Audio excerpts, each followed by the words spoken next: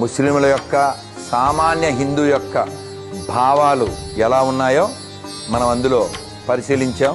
హలీము తిన్నటువంటి హిందువులు ఉన్నారు, రంజాన్ ఇఫ్తార్ విందులిచ్చిన హిందువులు ఉన్నారు.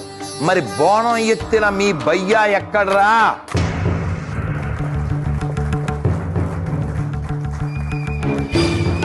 కాబట్టి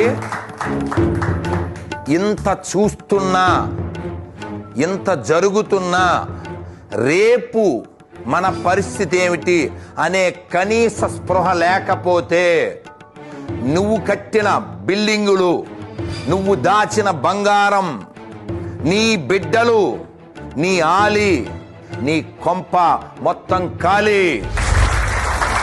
నిన్నెవ్వడు రక్షించడు, గుర్తుపెట్టుకో.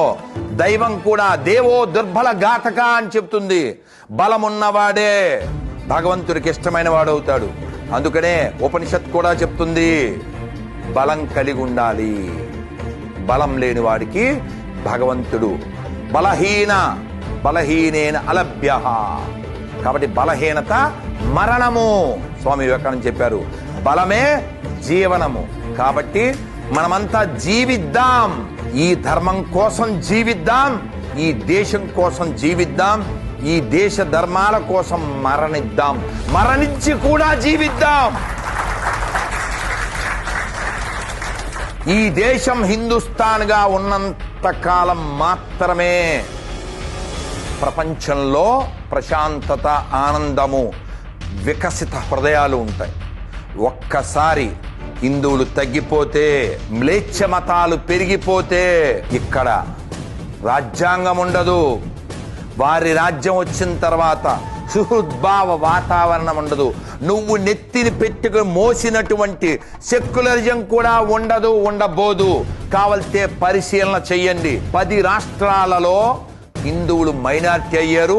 అక్కడ ఇల్లు సామూహికంగా అమ్మబడుతున్నాయి, అమ్మాయిలు సామూహికంగా మానభంగం కావింపబడుతున్నారు. అది రేపు నీ ఇంటి దాకా వస్తుంది. చూశారు కదా వాళ్ళ బుద్ధులు. వాళ్ళ మతం మాత్రమే ప్రపంచమంతా ఉండాలని వాళ్ళు ప్రకటిస్తున్నారు, పనిచేస్తున్నారు. మనం మాత్రమే అన్నీ ఉండాలి, అందరూ నీ సోదరులనే భావం నీ ఒక్కడికే ఉంది కాబట్టి నువ్వు భయ్యా అంటున్నావు. నిజంగా నువ్వు చెప్పేది నిజమైతే, నువ్వు అనుకున్నది నిజమైతే వాళ్ళ మసీదుల్లో ఖాళీగా ఉన్నప్పుడు హనుమాన్ చాలీసా వేస్తారేమో నీ భయ్యాలను అడుగు ఒకసారి. ఆ చర్చిల్లో భజన చేసుకుంటాం పిలుస్తారేమో అడుగు ఒకసారి. కాబట్టి గత ఫలితాలు చూసి బుద్ధి తెచ్చుకోపోతే అవే పునరావృతమవుతాయి, గుర్తుపెట్టుకోండి. మరోసారి భారత్ ఖండించబడకూడదు అంటే హిందువులు కలిసి ఉండాలి, హిందువులుగా ఉండాలి, ఈ హిందుస్థాన్ని కాపాడాలి. అందుకోసం అఖండ భారత్ మనం సాధిస్తామో లేదో, ఉన్న భారత్ ఖండితం కాకుండా ఉండడానికి మనమంతా కలిసి ఉందామా వద్దా? కలిసి నడుద్దామా వద్దా? మాట్లాడదామా వద్దా? ప్రశ్నిద్దామా వద్దా? సమయం వచ్చినప్పుడు ఎదిరిద్దామా వద్దా? దీనికోసం ఒక్క అటెంప్ట్ చేయండి. భారత్ మాతాకి, భారత్ మాతాకి వందే.